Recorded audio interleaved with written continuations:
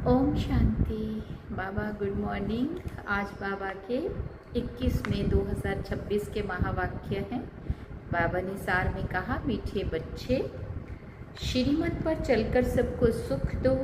आसुरी मत पर दुख देते आए हो, अब सुख दो, सुख लो। बाबा ने प्रश्न पूछा, बुद्धिमान बच्चे किस राज को समझने के कारण ऊंच पद पाने का पुरुषार्थ करते हैं? तो बाबा ने उत्तर में कहा, वो समझते हैं कि ये सुख दुख और हार जीत का खेल है। अब आधा कल्प सुख का खेल चलने वाला है, वहाँ किसी भी प्रकार का दुख नहीं होगा।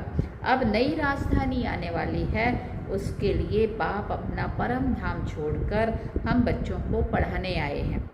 अब पुरुषार्थ कर ऊंच पद लेना ही है। गीत है, बदल जाए दुनिया न बदलेंगे हम, तुम्हारी कसम तुम्हारी कसम। धारणा के लिए मुख्य सार है। पहला पॉइंट, शिव बाबा को विकारों का दान देकर फिर कभी भी वापस नहीं लेना है। देहाभिमान के भूत से बचना है। इस भूत से सब भूत आ जाते हैं, इसलिए आत्म अभिमानी बनने का अभ्यास करना है। दूसरी बात, ध्यान दीदार की आश नहीं रखनी है। एम ऑब्जेक्ट को सामने रख पुरुषार्थ करना है। श्रीमत पर सबको सुख देना है। वरदान में बाबा ने कहा, करावनहार की स्मृति से सेवा में सदा निर्माण का कार्य करने वाले कर्मयोगी भव। कोई भी कर्मयोगी की स्टेज में परिवर्तन करो। सिर्फ कर्म करने वाले नहीं, लेकिन कर्मयोगी हैं। कर्म अर्थात व्यवहार और योग अर्थात परमार्थ, दोनों का बैलेंस हो। शरीर निर्वाह के पीछे आत्मा का निर्वाह न भूल जाए।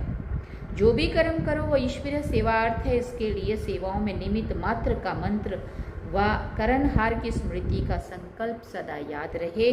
करावनहार भूले नहीं तो सेवा में निर्माण करते रहेंगे।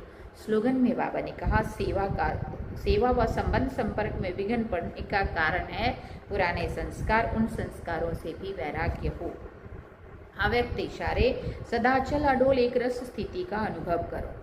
सभी से श्रेष्ठ तख्त बाप दादा के दिल तख्त नशीन बनना है, लेकिन इस तख्त पर बैठने के लिए पहले अचल अडोल एक रस स्थिति का तख्त चाहिए। एक रस स्थिति के तख्त पर स्थित रह सकेंगे जब अकाल तख्त नशीन बनने का अभ्यास होगा। जैसे वो तपस्वी सदैव आसन पर बैठते हैं, ऐसे आप अपनी एक रस आत्मा की स्थिति के आसन पर विराजमान रहो। इस आसन को नहीं छोड़ो, तब सिंहासन मिलेगा। ठीक है। ओम शांति। मैं आत्मा एकाग्रचित हूँ, आज का स्वमान है। भी हम चलेंगे बाबा की याद में। चल, ओम शांति।